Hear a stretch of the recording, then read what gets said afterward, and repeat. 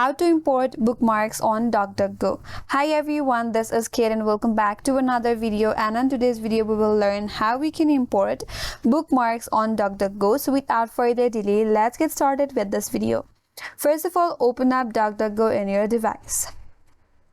So once you're on the DuckDuckGo, navigate to top right corner. You will find this three dots icon, click on it.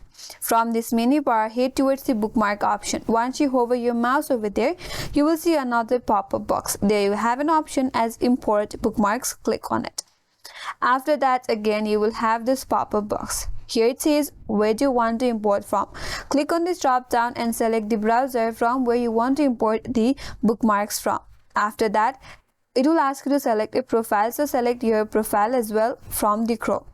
Now under that, you have two options, whether you want to import bookmarks, passwords, or both. So from here, according to your preferences, you can choose one from here, and once you click on next, all of the bookmarks will be imported to DuckDuckGo from your preferred browser.